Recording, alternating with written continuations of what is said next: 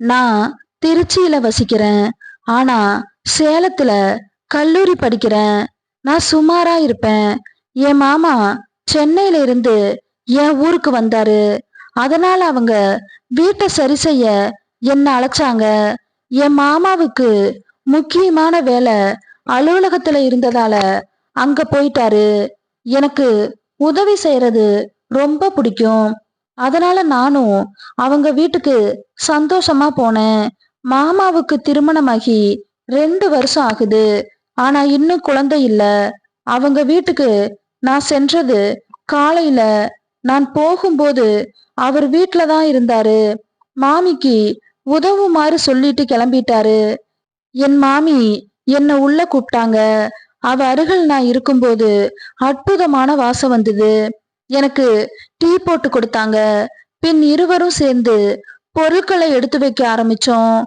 நிறைய வேலைகளை குனிஞ்சு எடுத்து வைக்க வேண்டி இருந்ததால எனக்கு முதுகு வலிச்சுது. முதல்ல நான் வலிய காட்டிக்கவே இல்ல. ஆனா ஒரு கட்டத்துக்கு மேல என்னால முடியல. என் முதுக தேய்ச்சு விட்டேன். என்னாச்சுன்னு அவ கேட்டா, முதுகு லேசா வலிக்குதுன்னு சொன்னேன். சரி வா, நான் மசாஜ் செஞ்சு விடுறேன்னாங்க. என் அம்மா எனக்கு நல்லா மசாஜ் செஞ்சு விடுவாங்க. அவளையும் அது போல நினைச்சு சரின்னு. எனக்கு கொஞ்சம் அசிங்கமா இருந்தது. நான் உன் மாமிதான், அசிங்கப்படாதேனா. அவ உடனே ஆமா, நீங்க சொல்வது சரிதான்னு தயக்கமே இல்லாம என் தலைய திருப்பி, அவளுக்கு குழந்தை தேவை என்பதால இப்படி நடந்துகிட்டான்னு கூறுனா. குழந்தைய அவ சுமப்பாள் என்பதை நினைச்சு சந்தோஷமா இருந்தது. ஆனா சந்தேகப்பட மாட்டாரா என்று கேட்டேன்.